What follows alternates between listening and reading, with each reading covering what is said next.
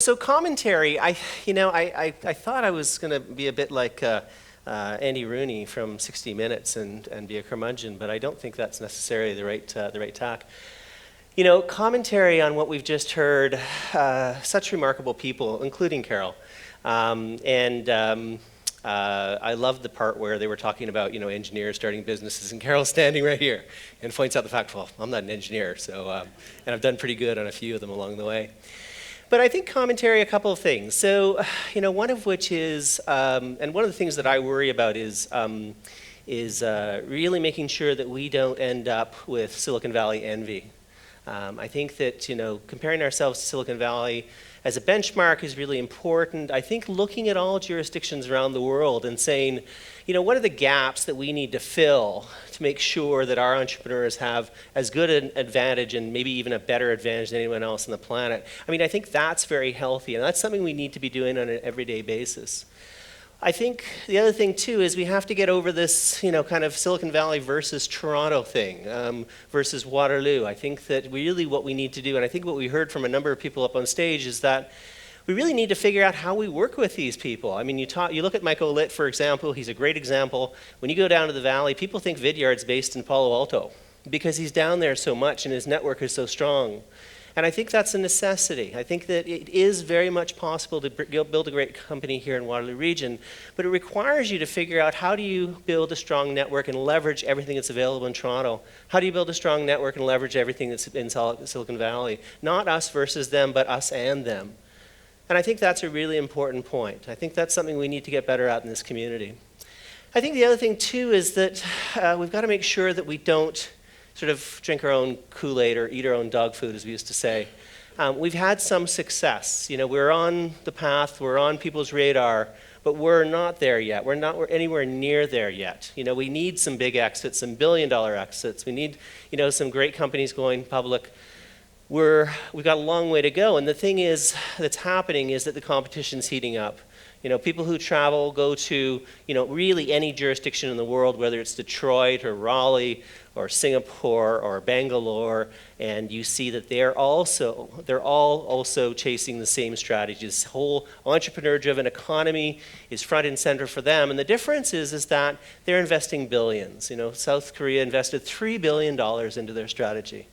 And so we've got to make sure that we continue to be the underdog. If you look at the top 20 ecosystems in the world, startup ecosystems in the world, Waterloo Region is on there as number 16. We're the only community on that list of less than 1 million people. In fact, we're less than 500,000 people. So we are a small dog running with the big dogs, and so we got to continue to understand that this is not our, game to win. This is something we're going to have to take from someone else. And so that sense of urgency is something we should just not ever lose sight of. We want to build, we need to be aspirational. We want to build University of Waterloo into one of the top innovative universities in the world. Just down the street, Laurier is going to build Canada's best business school. Those are the kinds of visions that we need to have. Those are the kinds of sites we need to set our goals on if we're going to continue to be successful.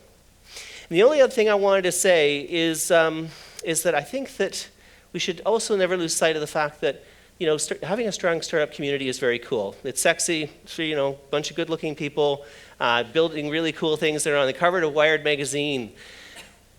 I find when I talk to governments really of any jurisdiction around the world, they say, yeah, startup scene's good and startup community's great and blah, blah, blah, but we're really focused on productivity, really focused on the decline in the manufacturing base. And if we can get to that startup thing, then that's good, but it's like way down on the list. And I think that what we've seen is that a really strong startup community can solve a lot of the problems that we're facing.